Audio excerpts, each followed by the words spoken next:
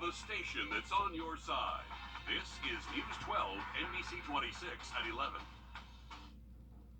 A local family is keeping the legacy of a young boy alive after 4-year-old Izzy Scott lost his life earlier this summer.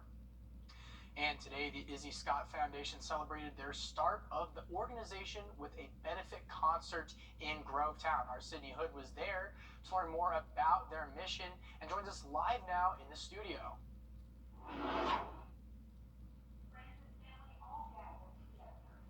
And music, wearing blue, which was Izzy's favorite color, all to celebrate and honor the life of their beloved son, nephew, brother, and friend. An event many said fitted his personality. Fun. Yeah, Jesus. Brings me to tears, like knowing that so many people supported, Izzy and what happened to him, and they want to see a change, not just us. A foundation in her son's honor. Dory Scott is working to ensure no parent endures the pain her and her husband, Walter, feel.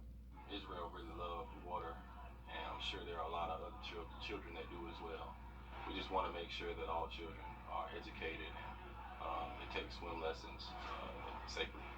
It's been more than 2 months since 4-year-old Izzy Scott drowned at his swim lesson. Now, his family is working to keep his name alive. And the goal is to make his voice continue to communicate swim safety, regulations, helping parents be aware and understand what is a safe environment for your children and what's an unsafe environment for your children.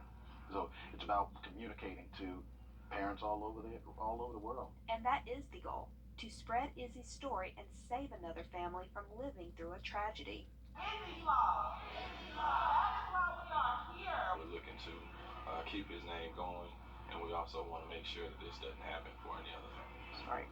The Scott family hopes to educate parents on drowning prevention and what to look for in swim lessons. Izzy felt that he was a superhero, so that becomes a theme.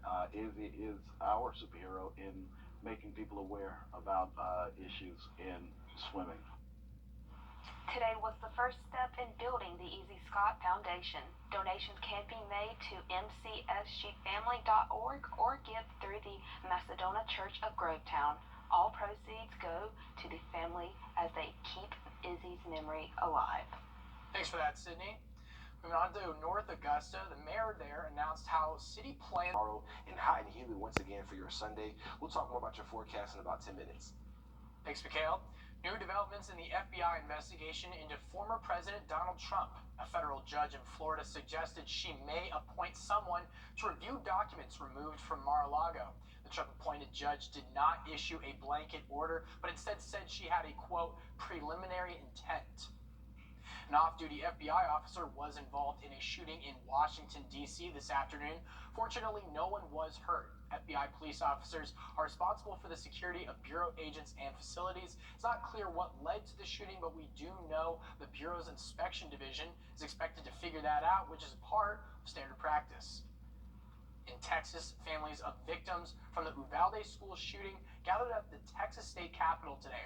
They were joined by activists from the March for Our Lives organization. Both groups are calling on state lawmakers to pass stricter gun reform laws. This is important. It's important that people express their voices for change, and it needs to happen. We need to have change in this state. Parents from Uvalde started their protest outside Governor Greg Abbott's home before dawn this morning. This year's governor race in Georgia, closer to home, the family of former Georgia First Lady Sandra Deal held a celebration of life this afternoon in Gainesville, outside of Atlanta. Deal died from breast cancer on Tuesday. She's married to former Governor Nathan Deal. According to the National Governors Association, Nathan Deal was in office from 2011 to 2019. The factory at the center of the national baby formula shortage started producing Similac again. It's the first time the popular infant formula has been back in production since February. The Michigan Abbott plant was originally closed after an FDA inspection found a potentially deadly bacteria. The company says it will take about 6 weeks for the new formula to reach shelves. And Dr. Anthony Fauci is getting ready to step down from the National Institute of Allergy and Infectious Diseases at the end of the year. Many of us know him from the COVID pandemic, but Fauci's career goes back decades. One of our Washington News Bureau reporters sat down with him to talk about all that's come before and what may be next. Fauci has been around for multiple pandemics now, and he says another one could absolutely happen again. Like the HIV/AIDS pandemic that we began to recognize during the administration of Ronald Reagan, or the pandemic flu during the Obama administration. And now, spanning 2 administrations, we're seeing the historic pandemic of COVID-19.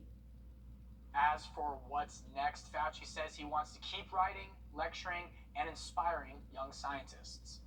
Most kids may already be in school, but that's not stopping some community members from holding backpack giveaways this weekend. We stopped by the event at Good Shepherd Baptist Church this afternoon, and organizers say they didn't want to limit the giveaway to kids in kindergarten through high school and wanted to include students at our local universities as well. It's very important due to the pandemic. A lot of parents are not able to get out and get the supplies that the teachers are asking for, and they're able now to get those supplies that they were not able to give in the or get in the beginning. Organizers say they hope to give out enough supplies for at least 100 students today.